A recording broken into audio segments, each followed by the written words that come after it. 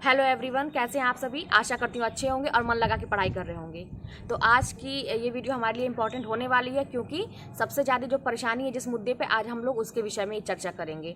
तो मैं ये देख रही हूँ ना कि आप लोग किताबों को लेकर बहुत ज़्यादा कन्फ्यूज़न में है कि क्या करें। मतलब मैंने पहले भी बताया था, मैंने जो किया था कोई उसके लिए ये नहीं था कि आप लोग बस वही किताब लीजिए। मैंने कहा था ना कि आप लोगों के पास कोई अच्छी किताब हो तो उसे पढ़िए। हाँ, मैंने क्या किया था मैंने आपको बताया था। और आप लोगों के पास जहाँ पे आप कोचिंग कर रहे हैं या कोई आपको गाइड कर रहा है तो वो लोग भी आपको किताबें बता रहे हैं, तो आप लोग इतना कंफ्यूज क्यों हैं इस टाइम में, वो भी कि कौन सी किताब पढ़ें कौन सी नहीं पढ़ें। अगर आप लोग को डाउट होता है कि ये जो किताब है ये इसका कोई मतलब ऐसा नहीं है कि मैं इसका प्रचार प्रसार कर रही हूँ या कुछ भी ऐसा है, लेकिन अगर आपको डाउट होता है कि मतलब क्या इसको पढ़ने से निकल जाएगा, तो ये जान लीजिए ये सहायक पुस्तक है। इसमें बहुत ज़्यादा आपके प्रश्न कवर हो जाएंगे। आपको ये देखने में छोटी लग रही है ना, आप पढ़ के देखिएगा, क्या ये आपको सारी चीज़ें कंठस्थ हो पाएंगी इसमें की। आप पढ़ के देखिएगा, मतलब इसको अगर आप लोग अच्छे से पढ़ाई करिए ना तो ये बहुत मतलब है, इसमें अच्छी अच्छी चीज़ें हैं जो आपके एग्ज़ाम में आपके लिए हेल्पफुल होंगी। आप लोग खुद किताब खरीद के, आप लोग सब बुद्धिजीवी हैं, ऐसा नहीं है कि कोई छोटा बच्चा है कि जिसको समझ में नहीं आ रहा है। तो इसमें क्योंकि वन लाइनर है और आपको मतलब एक तरह से इंपॉर्टेंट चीज़ें दी हुई हैं, तो आपके काम आसान हो जाएंगे। सहायक पुस्तक है एक। इसके अलावा मूल पुस्तक के लिए आप लोग बहुत परेशान हैं। कोई कह रहा है 5 किताब पढ़ रहे हैं, नहीं समझ में आ रहा, 6 किताब पढ़ रहे हैं, मूल पुस्तक की बहुत ज़्यादा बिना उसके। ठीक है, मूल पुस्तक पढ़ना है, लेकिन बहुत ज़्यादा आप नहीं पढ़ पाएंगे इस टाइम में। आप लोग इस बात को समझिए।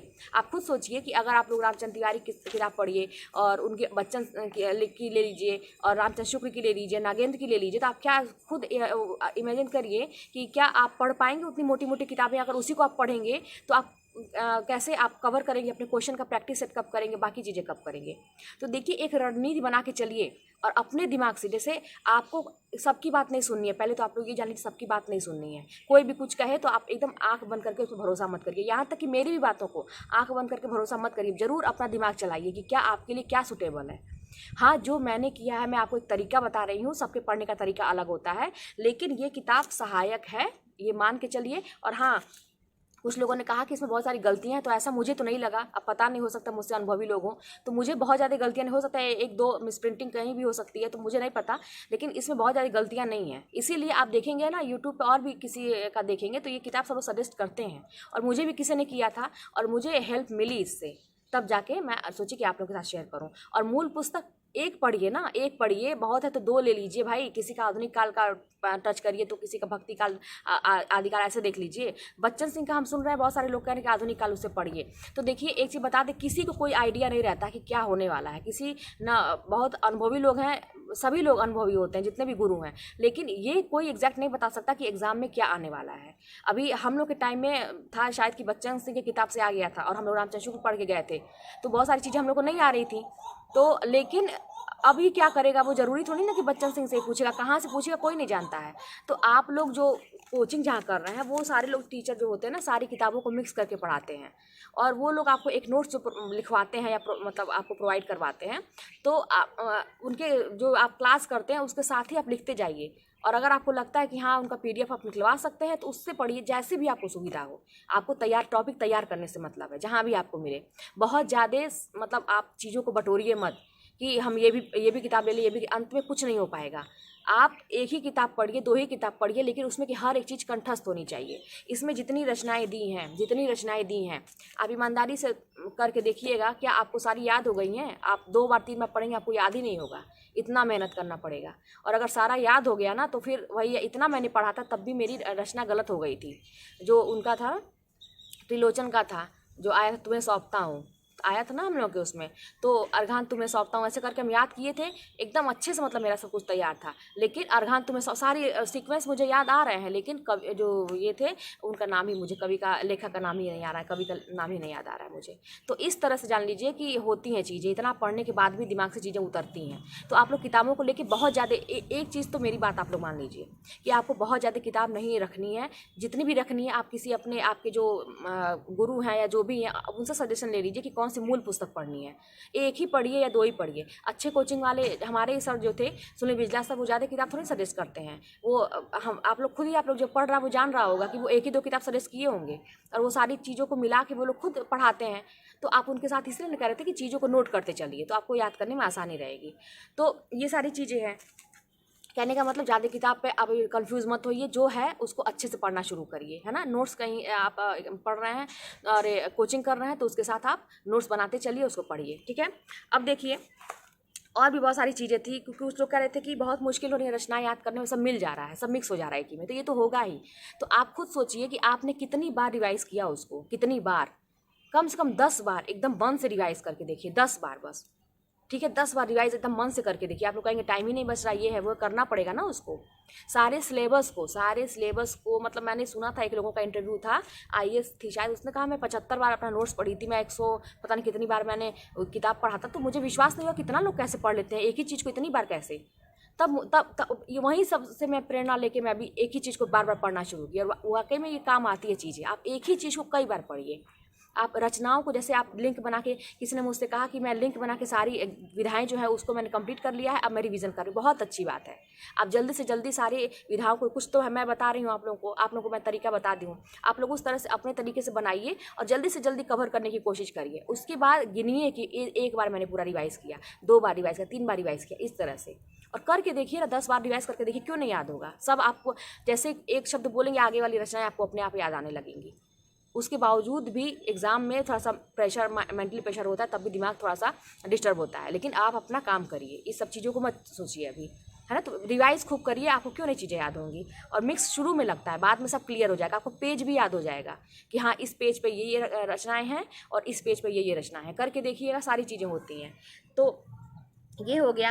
और एक चीज़ ना कि आप लोग ना लाइन से पढ़िए। जैसे मान लीजिए आप नाटक पढ़ रहे हैं तो किताब में जो भी है ना, एक ही चीज़ को बार बार, ये नहीं कि कभी नाटक पढ़िए तो कभी ये तो कभी वो। मान लीजिए नाटक पढ़ रहे हैं, उसको लाइन से कंप्लीट करिए, पूरा नाटक कंप्लीट करिए। अब ये नहीं कि नाटक में घुसा दिए उपन्यास को भी, ये रचनाओं में ये काम मत करिएगा। जैसे बाकी टॉपिक को मैं कहती हूँ एक साथ लेने के लिए, कहने का मतलब जैसे काल है, आदिकाल, तो वो तो अलग की चीज़ हो गई ना।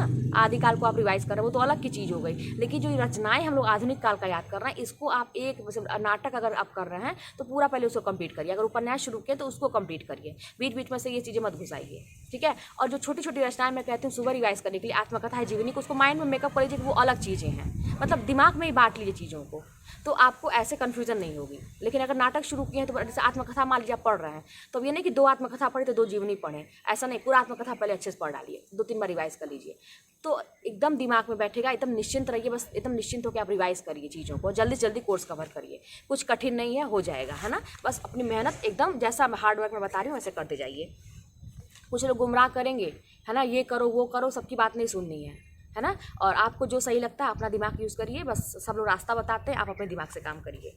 उसके बाद किसी ने कहा कि मैं 2 बजे रात तक नहीं पढ़ पाती हूँ, तो कोई बात नहीं है, तो मैं हर वीडियो में बोलती हूँ 2 बजे, ये तो मेरा तरीका था ना, मेरा तरीका था, आपका तरीका कुछ और हो सकता है। आप 2 बजे तक नहीं पढ़ पाती हैं तो आप सुबह पढ़ सकती हैं, दिन में पढ़ सकती हैं। आप टॉपिक लिखिए एक दिन का और बस उसको कवर करना है। आप 2 बजे पढ़िए, 3 बजे पढ़िए, 10 बजे सो जाइए, दिन में या पढ़ लीजिए, कोई मतलब नहीं है। बस उतना टॉपिक आपका टारगेट होना चाहिए, उतना टारगेट कंप्लीट होना चाहिए।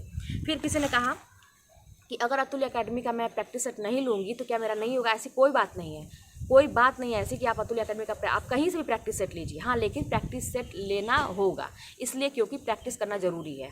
मैं खुद नहीं जानती थी ये सब तरीके, पहले किताबें ले लेती थी, यहीं मार्केट से जाती थी, कोई भी एक गाइड लेके और पढ़ना ऐसे शुरू कर देती थी, तो समझ में नहीं आता था। पहले जब मैं वो था, जब हम लोग का 72,000 नहीं वैकेंसी टेट जब पहली बार आया था, कुछ आइडिया ही नहीं था पढ़ने का हम लोगों को, क्या करना है क्या नहीं करना है। तो अब जाके मैं समझी हूँ कि हाँ, कैसे चीज़ों को टॉपिक के साथ साथ उसका प्रश्न उत्तर भी उसको सॉल्व करना ज़रूरी है, उसके प्रश्न को भी देखना ज़रूरी है, रोज़ टेस्ट देना जरूरी है। टॉपिक वाइज टेस्ट जो है वो ज़रूर दीजिए, बहुत फ़ायदा होता है उससे, आपका एक रोज़ टॉपिक तैयार होगा, है ना। और एक लोगों ने कहा कि बस सरस्वती पांडे की बुक है और यूथ की बुक है, क्या इससे हो जाएगा। तो नहीं भाई, कुछ मूल पुस्तक भी साथ में पढ़िए, बेस बनेगा आपका। मूल पुस्तक से क्या होता है, बेस बनेगा आपका, चीज़ों को आप समझेंगे कि हाँ हिंदी साहित्य के इतिहास कैसे क्या हुआ, कैसे विकास हुआ, इसका क्या है, तो सारी चीज़ों का ना एक बेस बन जाएगा आपका। और जैसे ना एक ही चीज़ को आप कई जगह से जैसे पढ़ेंगे, जैसे मान लीजिए आपने साहित्य का इतिहास किसी के मूल पुस्तक से पढ़ा और उसको आप इस सरस्वती पांडे किताब से भी मान लीजिए पढ़ रहे हैं, थोड़ा सा तो आपको अंडरस्टैंडिंग हो ही जाएगा कि हाँ यही बात है, देखिए घुमा के ऐसे ऐसे कहा जा रहा है। फिर अगर आप घटना चक्र या यूथ के किसी भी क्वेश्चन पेपर आप देख रहे हैं, उसके नीचे जो व्याख्या है उसको देखिए तो आपको लगेगा कि अच्छा हाँ ठीक है, ये भी हो, मतलब अच्छा ये वही चीज़ देखो यहाँ पे इस तरह से कह रहा है, तो एक बेस बन जाएगा आपका। उसके बाद जो है आप प्रैक्टिस कहीं हल करते हैं, क्वेश्चन कहीं हल करते हैं, तो उससे आपका अलग बेस बन जाएगा। तो इस तरह से जब ना एक ही चीज़ पे बार बार हिट करेंगे, बार बार उसको रिवाइज करेंगे, इस तरह से उस तरह से ऐसे वैसे, मतलब कहते हैं ना टॉपिक के पीछे पड़ जाना, तो वो आपको एकदम अच्छे समझ में आ जाएगा, कोई दिक्कत नहीं होगी। ठीक है, तो आई थिंक मैंने सारी बातों का जवाब दे दिया। कुछ बार बार आपके कितने मार्क्स थे, ये है वो है, अरे भाई कितनी बार बता चुके हैं हम, है ना। और सबसे अच्छी बात तो ये मुझे लगती है कि कुछ लोग इतना मुझसे मतलब लगाव है कि मेरे सब्सक्राइबर को देख रहे हैं कि इतने सब्सक्राइबर इतने बढ़ रहे हैं इनके, तो आप लोगों का बहुत बहुत धन्यवाद है। ये सब आप लोगों का प्यार है कि आप लोग इतना मुझसे जुड़ रहे हैं और मेरे चैनल को सब्सक्राइब कर रहे हैं। मुझे एक मोटिवेशन मिल रहा है। एक टाइम था मुझे लगता था कि अकेले हैं, शायद मेरी बात का कोई वैल्यू नहीं है और मुझे सुनने वाला कोई नहीं है। जैसे होता है ना कि अपने ही लोग जब बहुत ज़्यादा आपको वो पिंच कर देते हैं, लेकिन अब क्या लग रहा है कि ऐसा नहीं है, हम भी कुछ हैं। अब आप लोगों से एक परिवार सा बन गया है। तो देखिए आज मेरी तबीयत ख़राब है, मुझे ऐसा लग रहा है कि बहुत तेज फीवर मुझे चढ़ने वाला है, मैं दवा ले चुकी हूँ लेकिन फिर भी लग रहा है, लेकिन मुझे था कि हाँ ये चीज़ें आप लोगों के कमेंट मैंने देखा था तो मुझे लगा कि नहीं बतानी चाहिए, क्योंकि वो सभी लोग जो हैं वो परेशान हैं, एक एक दिन उनके लिए बहुत मुश्किल है। तो मैंने कहा कि चलो एक रचना है उसको भी अपना शेयर कर देती हूँ उन लोगों के साथ, जो मेरा लिंक बनाया था मैंने, जो जैसे बनाया था उसका।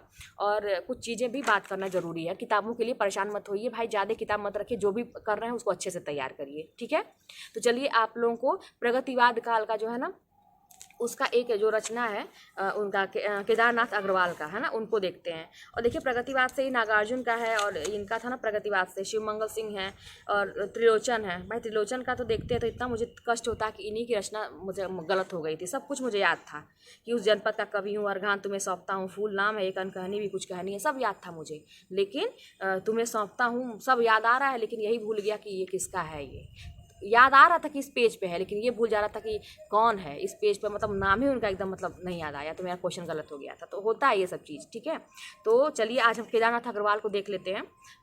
इनका एक है ट्रिक है, जब भी आपके साथ मैं वीडियो शेयर करूँगी तो बनाती जाऊँगी। कुछ लोगों ने कहा कि TGT का मतलब पूरा बता दीजिए, मैं बता दूँगी, आप लोग निश्चिंत रहिए। आज तो थोड़ा सा मैं छोटा ही वीडियो बनाऊँगी, लेकिन इसके बाद ना मैं सारा जितना भी है मेरे पास मैंने ट्रिक बना के रखा है, जो भी मुझे मिल रहा है मैं आप लोगों के साथ शेयर करती जाऊँगी ताकि आप लोगों को हेल्प मिले। और हाँ, किसी की बात पे एकदम आंख बंद करके, मेरी बात पे एकदम आंख बंद करके विश्वास मत करिए कि हाँ, अपना दिमाग जरूर लगाइए कि हाँ कौन क्या कह रहा है, मेरे लिए क्या सही है। आपको एक रास्ता बताया जा रहा है और आप अपने दिमाग से सोच समझ के चलिए बस, लेकिन कड़ी मेहनत करना है, बिना उसके कुछ नहीं होने वाला है। ठीक है, तो चलिए हम लोग देखते हैं केदारनाथ अग्रवाल को। तो देखिए यहाँ पे हम लोग पढ़ेंगे केदारनाथ अग्रवाल को, और प्रगतिवादी कवि हैं ये। और इसमें इनका जन्म देखेंगे 1911 में है और मृत्यु 2000 में है। और जन्म स्थान कहाँ है? कमासिन बांदा में है। इनका जन्म स्थान कहाँ है? कमासिन बांदा। माता पिता हनुमान प्रसाद घिसट्टो। अब पत्नी पार्वती और प्रथम संग्रह का युग की गंगा, प्रथम संग्रह का युग की गंगा। अब सब देखिए ना, ये किसका है? केदारनाथ अग्रवाल का है। अब हम सब ना केदारनाथ से ही सारी चीज़ें हम इनके माता पिता पत्नी और प्रथम संग्रह को याद कर लेंगे। ठीक है, तो जैसे केदारनाथ, अरे भाई केदारनाथ जहाँ हम लोग जाते हैं दर्शन करने भगवान का, वहाँ की बात कर रहे हैं, केदारनाथ बद्रीनाथ जो होता है। तो केदारनाथ में कौन जाता है? हनुमान का प्रसाद मिलता है। और कैसे लोग जाते हैं? घसीट घसीट के लोग जाते हैं। जब सबकी मन्नत पूरी हो जाती है ना, तो घिसट्टो यानी कि घसीट घसीट के लोग जाते हैं वहाँ पे अपने दर्शन करने के लिए केदारनाथ में। तो हनुमान प्रसाद घिसट्टो माता पिता, पत्नी पार्वती, वहीं पे कौन है? पार्वती, भाई शंकर भगवान का है ना मंदिर, तो वहीं पार्वती जी भी रहती हैं, पत्नी पार्वती जी हैं। प्रथम संग्रह का युग की गंगा। अब वहाँ पर नदी देखिए, बार नहीं बहुत ज़्यादा बाढ़ उड़ आ गई थी, सब लोग बहुत ज़्यादा सबको दिक्कत हुई थी, तो युग की गंगा, वहीं पे युग की गंगा है। ठीक है, अब यहाँ पे इनका हमको याद हो गया इतना, देखिए 1911 2000 दिमाग में बैठा लेंगे। कमासिन बांदा जन्म स्थान है और हनुमान प्रसाद घिसट्टो है ना। केदारनाथ में क्या है? हनुमान का प्रसाद मिलता है और घिसट्टो घसीट घसीट के लोग जाते हैं दर्शन करने के लिए। तो माता पिता और पत्नी पार्वती जी भी हैं वहीं पे हैं और युग की गंगा वहाँ पे बहती है। तो ये हो गया प्रथम संग्रह। अब देखिए केदारनाथ अग्रवाल अपनी काव्य यात्रा के आरंभिक दौर में बालेंदु उपनाम से रचनाएं करते थे। बालेंदु, याद रखिएगा, बालेंदु। तब वे ब्रज भाषा में कवित्व सवैया छंद में लिखते थे। तब वे ब्रज भाषा में कवित्व सवैया छंद में लिखते थे। अब देखिए केदारनाथ अग्रवाल ने देश विदेश के तमाम कवियों की कविताओं का अनुवाद देश विदेश की कविताएं शीर्षक से किया है।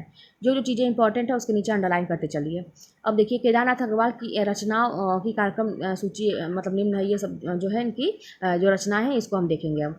तो पहला युग की गंगा है, आपको पता है ये केदारनाथ के नाम से हम क्या लिंक करके चल रहे हैं, आप दिमाग में इमेजिन करिए केदारनाथ, जहाँ पर सब लोग दर्शन करने जाते हैं। ठीक है, शंकर भगवान का जो मंदिर है वहाँ पर दर्शन करने जाते हैं, तो वहाँ पर युग की गंगा है ना, नदी है ना वहाँ पर, तो युग की गंगा इमेजिन करिए, सारी पिक्चराइज अपने दिमाग में करिए। रही है, युग की गंगा है। और वहीं पे नींद के बादल भी आते हैं, क्योंकि बड़े बड़े पहाड़ हैं ना, तो वहीं पे नींद के बादल भी आते हैं। और लोक और आलोक में क्या होता है, वहाँ पे लोक और आलोक की बात हो रही है, तो वहाँ पे फूल नहीं रंग बोलते हैं, क्योंकि वो भगवान की नगरी है। ठीक है, तो लोक और आलोक में क्या होता है, फूल नहीं रंग बोलते हैं। और वहीं पे क्या है, आग का आईना है और गुलमेहदी का पेड़ भी लगा हुआ है। कहाँ पे, केदारनाथ में। तो वहीं पे आग का आईना है, और आईना मतलब शीशा समझिए, तो आग का आईना वहीं पे है और गुलमेहदी का पेड़ लगा हुआ। इमेजिन करिए कि मंदिर के बगल में ऐसे है। उसके बाद अब क्या होगा, यहीं पे बात खत्म हो जाती है केदारनाथ की। ठीक है, केदारनाथ का अब मतलब ये मंदिर की बात खत्म हो जाती है। अब देखिए, अब हम लोग वहाँ पर गए थे इस तरह से, गुलमेहदी का पेड़ और देखे हम लोग। उसके बाद पंख और पतवार लगा के हम कहाँ पे जाएंगे, बम्बई का रक्त स्थान देखने जाएंगे। कौन, हम लोग जा रहे हैं। अरे भाई, हम लोग गए केदारनाथ में, तो वहाँ पे युग की गंगा देखे, नींद के बादल थे वहीं पे, लोक और आलोक में वहाँ पे फूल नहीं रंग बोलते हैं, ये भी हम लोग देखे। और वहीं पे आग का आईना है और गुलमेहदी का पेड़ लगा था, वो भी हम लोग देखे। अब हमारा दर्शन वर्शन हो गया, अब हम लोग वहाँ से चल देंगे, तो वहाँ पर देखेंगे कि पंख और पतवार में क्या हुआ है। पंख और पतवार से हम कहाँ जाएंगे, बम्बई का रक्त स्थान देखने जाएंगे। पंख और पतवार लगा के हम बम्बई का रक्त स्थान देखने जाएंगे। और जब बम्बई का रक्त स्थान, बम्बई जब जाएंगे, तो आपको पता ही है कि बम्बई में फिल्म इंडस्ट्री है भाई, बहुत सारे अच्छे अच्छे लोग रहते हैं वहाँ पे। तो वहीं पर कोई मिल जाएगा हमको भी, हम लोग को भी कोई मिल जाएगा। तो वहाँ पर क्या होगा, तो हम कहेंगे, हे मेरी तुम मार प्यार की थापें, है ना। बम्बई जब जाएंगे हमको कोई मिल जाएगा, तो हम लोग कहेंगे, हे मेरी तुम मार प्यार की थापें। ठीक है, तो अब हम देखिए अपने दिमाग में एक पिक्चर खींच लीजिए आप, 1 से लेकर 10 तक, है ना। अब इसको एक बार और दोहरा लीजिए इस लिंक के साथ। ठीक है, और दिमाग को पिक्चर ऐसा अच्छे ध्यान से देखिए इस पेज को, और ये देखिए कि किताब में भी आपको ऐसे देख, जो भी पढ़ रहा है आपको किताब में ऐसे ही देखना है। पिक्चर देखिए कि ये बाएं साइड में है और 1 से 10 तक की, ये मतलब 1 से 10 तक का है। इसमें कहानी क्या बना था, केदारनाथ का बना था, जो मंदिर है, और बम्बई का बना था। दिमाग में बैठ जाएंगे कि युग की गंगा है, केदारनाथ हम गए थे, केदारनाथ, तो वहाँ पे युग की गंगा है और नींद के बादल हैं, और लोक और आलोक में क्या है, फूल नहीं रंग बोलते हैं। वहीं पे आग का आईना है, गुलमेहदी का पेड़ लगा है, और पंख और पतवार लगा के फिर हम कहाँ चले आएंगे, बम्बई का रक्त स्थान देखने चले आएंगे। फिर हमको वहाँ पर कोई मिल जाएगा, तो हम कहेंगे, हे मेरी तुम मार प्यार की थापें। ठीक है, अब ये 1 से लेकर 10 तक हमको याद हो गया। अब यहाँ की बात यहीं पर ख़त्म कर देंगे। अब हम 11 से लेकर 20 तक जब आएंगे इधर दाहिने हाथ पे, तो हम यहाँ पे एक अलग कहानी कहेंगे। अब हम कहेंगे, कहे केदार खरी खरी। भाई जो केदारनाथ जी हैं, ये केदारनाथ अग्रवाल हैं, ये खरी खरी बात करते हैं, ये झूठ नहीं बोलते हैं, एकदम बात खरी खरी करते हैं, सच्ची बात करते हैं। कहे केदार खरी खरी, अपूर्वा जमुन जल हो तुम, है ना। अपूर्वा जमुन जल, किसी लड़की को कह रहा है कि ये कहे केदार खरी खरी के अपूर्वा जमुन जल हो तुम, बोले बोल अबोल जो शिलाएं तोड़ते हैं। मतलब बोले बोल अबोल, कि जो मतलब जिसको कुछ नहीं आता है, जो मतलब पत्थर उत्थर नहीं तोड़ते हैं मजदूर लोग बैठ के, पत्थर उत्थर जो तोड़ता है, जिसको कोई ढंग नहीं है, कोई सहूर नहीं है, कोई ढंग नहीं है, वो भी बोले मतलब बोल रहे हैं। अब तो क्या होगा कि कहे केदार खरी खरी, बात सच्ची कह रहे हैं। किससे कह रहे हैं, अपूर्वा जमुन जल हो तुम, है ना। और बोले बोल अबोल जो शिलाएं तोड़ते हैं, मतलब वो ऐसा कह रहे हैं क्यों। और आत्मगंध महसूस करो, मतलब अपनी शक्ति को पहचानो, आत्मगंध महसूस करो, क्योंकि यहाँ पे अनहारी हरियाली है भाई, चारों तरफ दुनिया बड़ी खूबसूरत है, चारों तरफ हरियाली हरियाली है। आत्मगंध महसूस करो, क्योंकि यहाँ पे अनहारी हरियाली है। और खुली आंखें खुली डैने हैं, किसके, पुष्पदीप के। यहाँ पे जितने भी पुष्प हैं देखो कितने अच्छे से खिले हुए हैं, जैसे लग रहा है खुली आंखें खुली डैने हैं उनके, पुष्पदीप के। और बसंत में, क्योंकि बसंत में हुई प्रसन्न पृथ्वी, है ना, बसंत में हमारी पृथ्वी प्रसन्न हो गई। अब जो है 1 से 10 तक तो हम पहले ही याद कर चुके थे, 11 से 20 पे फोकस करेंगे। कहे केदार खरी खरी, अपूर्वा जमुन जल हो तुम, बोले बोल अबोल जो शिलाएं तोड़ते हैं, आत्मगंध महसूस करो, क्योंकि अनहारी हरियाली है, खुली आंखें खुले डैने हैं, किसके, पुष्पदीप के, क्योंकि बसंत में हुई प्रसन्न पृथ्वी। अब ये हमको याद हो गया। अब थोड़ा सा हम ये भी देख लेंगे इनके सन उनको, है ना। तो जैसे 1900, आप जैसे इस लाइन से याद करेंगे तो देख लीजिए 1947 में 2 है ऊपर से, युग की गंगा नींद के बाद 47 में है। उसके बाद लोक और आलोक 57, 10 और बढ़ा दीजिए, 57 में है लोक और आलोक, 10 बढ़ा दीजिए, फिर इसमें 65 कर दीजिए, है ना। 57 के बाद सीधे 65 पे आ जाइए, फूल नहीं रंग बोलते हैं। फिर 70 पे, 65 5 70, आग का आईना, फिर 78 गुलमेहदी, है ना। इस तरह से पंख और पतवार 79, 1 साल के बाद। बम्बई का रक्त स्थान 2 साल के बाद देखने जाएंगे। और उसी साल में भाई सब हो गया ना, मुंबई गए तो मुझे कोई मिल भी गया, और मार प्यार की थापे 81 में हो गया। ठीक है, इसी तरह तो इधर भी कहे केदार खरी खरी, तो 83 में हुआ। और फिर 84 में क्या हुआ, अपूर्वा को कहे जमुन जल हो तुम, दोनों भाई 84 में अपूर्वा को ही कह रहे हैं। तो बोले बोल अबोल जो शिलाएं तोड़ते हैं, ये भी दोनों देखिए एक से रिलेटेड है, तो 85 में है ये दोनों। उसके बाद आत्मगंध, 88 में है, मतलब अपनी शक्ति को पहचानो, आत्मगंध पहचानो। तो 1988 में है अनहारी हरियाली, क्योंकि 90 में है ना, 90 में चारों तरफ हरियाली ही हरियाली हो गई। और खुली आंखें खुली डायने कब, 93 में है। और 94 में क्या है, पुष्पदीप है ना, 94 में पुष्पदीप, खुली आंखें खुली डायने किसके हैं, पुष्पदीप के हैं 94 में। और प्रसन्न पृथ्वी कब होती है, 96 में होती है। तो बसंत में हुई प्रसन्न पृथ्वी 96 में, ठीक है। तो इस तरह से हम सारी रचनाओं को याद करेंगे। और मुझे मतलब आशा है कि आप लोगों को अच्छा लगा होगा। और इस तरह से बस एक तरीका हम बता रहे हैं, आप लोग अपने तरीके से करिए, ठीक है। और आगे की वीडियो में फिर हम कुछ ट्रिक शेयर करेंगे और आप लोगों के कमेंट लेंगे, कुछ आप लोगों की प्रॉब्लम होगी तो वो भी डिस्कस करेंगे। और बिल्कुल चिंता करने की जरूरत नहीं है, किताबों के लेके बार बार कह रहे हैं, परेशान मत होइए, सीमित चीज़ें रखिए लेकिन उसको कई बार रिवाइज करिए, ठीक है। तो चलिए नेक्स्ट वीडियो में मिलते हैं।